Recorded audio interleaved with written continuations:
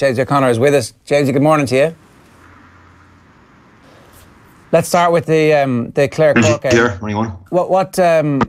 Tommy Walsh a little bit confident, or kind of hopeful at least, that Clare showed enough signs yesterday to have a sense going into the Waterford game next week that they'll be able to recover from what happened yesterday. What's your take on what happened yesterday, and how much hope do you give them against Waterford next week? Listen, as Tommy said, Jeremy, we had some really good opportunities to open up Cork in the first half, and we just didn't take them. And Conor McGrath had an amount of ball. I mean, he could have had 4 or 5, 6 points from play in the first half, but I think we were going for goals at times when we didn't need to. And had some of those balls been tapped over the bar, I think it would have kept the scoreboard ticking over. So it was disappointing. At half time I felt we probably needed to take those chances. But even the second half, I mean, Cathal Malone went in at one stage right along the end line, gave a hand pass. I think it was over O'Donnell's head. I mean, if the pass had gone to hand, it was in the back of the net. And you just felt that we were going to pay the price for not taking those chances. That said, listen, there were a lot of positives, but I didn't think our big players. I mean, Tony Kelly, I think it's 6 possessions in the game. Again, when he gets on the ball, sure, good things happen. But up to his goal in the second half, I think that was his first involvement in the actual play, and he needs to be centrally involved as he was against Limerick, for example, in the league quarter final. Listen, we have a chance. Our backs are to the wall now next weekend, and Watford are coming in fresh. And I thought the Clare players were out on their feet at the end of the game. They expended every ounce of energy that was there in their bodies, and it's going to be a big challenge there to pick themselves up, from that defeat. But they don't have a choice now, and hopefully with the home crowd then is behind them, they'll get a performance next weekend. But now I think we are very much fighting for our championship lives. Jamesie, what was the game plan from a Clare perspective against Cork? How were they trying to win that game? I think, Jared, listen, I was critical of them last year and frustrated watching them because we didn't get enough ball into O'Donnell and McGrath on our inside line. And I came home in the car with Christy, and I think he said that they had something like 26 possessions between them, which was phenomenal. So we did get ball in there. And then I think we were just looking to try to isolate them, have runners coming from deep, laying the ball off. And certainly early on, I mean, O'Donnell played a lovely 1-2 with David Reedy. Mark Coleman carried a fantastic interception when it really looked like it was a serious goal chance there.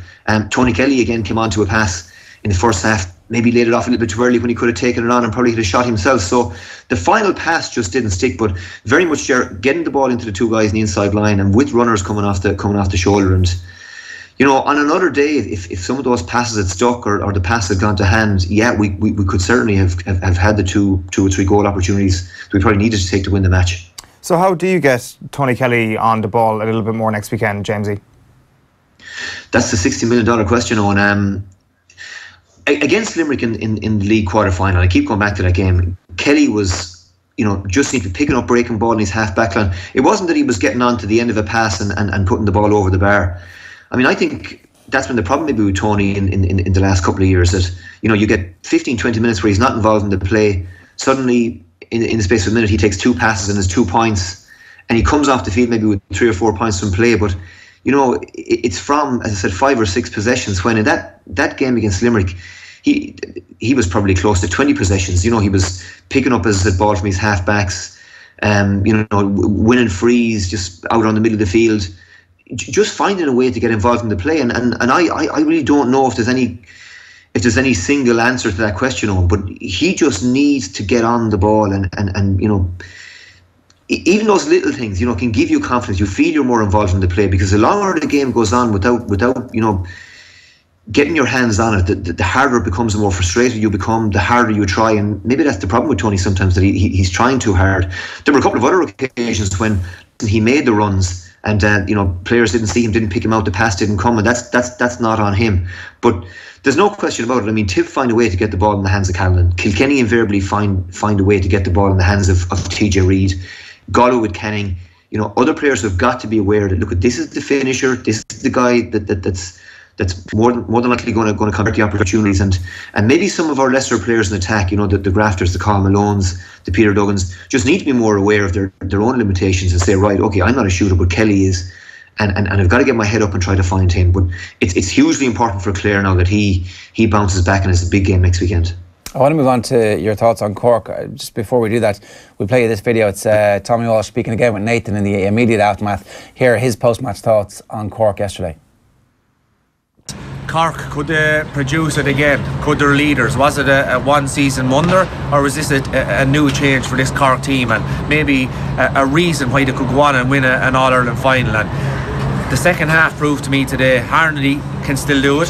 Lehane wasn't in the game in the first half, kept plugging and plugging, chased in that, I suppose, lost ball, if you like. Most corner forwards like Horgan wouldn't have went for it, but Horgan did, and he stopped it, and Lehane put the ball in the back of the net. So for me, what I learned from today is the Cork leaders are truly here, and they're a reason that Cork can go on and win the All-Ireland. Yeah, Jamesie, I think that the biggest unknown about Cork heading into the game yesterday was whether or not they were going to continue the progress or the signs of progress under Kieran Kingston last year. You never know exactly what's going to happen when a new manager comes in, but it looked to me like Myler had taken all the best parts of last year and added a little bit of extra steel, it seemed, in the defence without taking away any of the attacking talent, and in fact helping that attacking talent find its full expression. So I'd say the rest of the country was looking at that Cork performance yesterday and going, uh-oh. Yeah, it was impressive, Ger. And when Robbie O'Flynn went down injured, the Cork players got themselves together, and it was very much player led, and that's what you're looking for. And Clare levelled, and it was funny with that stoppage. There were, I think, 11 minutes of added time, and you were looking at the game clock and saying, right, well, okay, this is going to go to 81 minutes. But I think there were about 10 minutes left when Clare, got the equaliser, and Clare, I think it was Shane Morey went through the back of someone and gave a needless free away, and Cork again got their nose in front, but they really kicked on from there. And as Tommy said, Harnedy, Lehane, Horgan, they're big players, really stepped up. And Horgan had done nothing in the first half, but still, that little flick for Lehane's goal, and he came off the field with 4 points in play, nailed all the frees, and that's just the mark of experience. Even Harnedy, when again he was struggling at times maybe to get into the game, he came good in the end and finished strong. And that's a big positive. And Alan Canagan didn't start yesterday. Shane Kingston only came off the bench. They have a bit more cover at the back. I think Sean O'Donoghue had a really good league. He impressed me.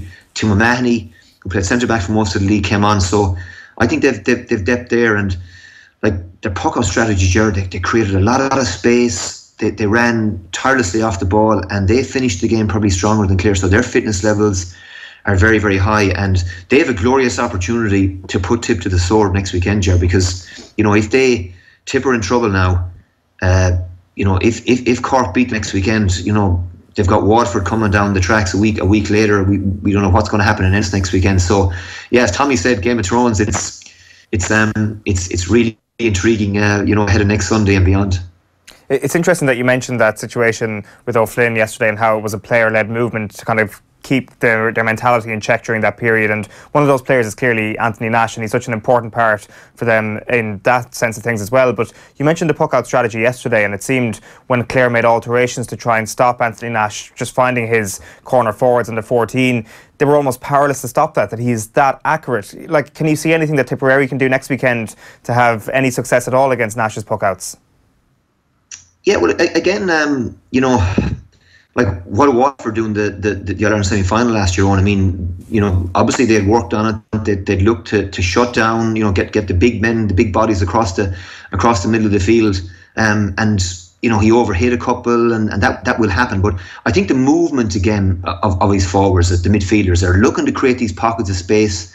If it's not on long, he trusts the cornerbacks to become available, the fullback Cahalane to become available, and then they go from there. So it's a bit like an American football cornerback trying to cover a wide receiver that, you can cover him for a particular length of time, but the longer the play goes on and their movement is continual, even if he goes short, they're making another break in another direction. And as I said, that willingness of the Cork half forwards, midfielders, even half backs to make themselves available is hard to counteract and defend.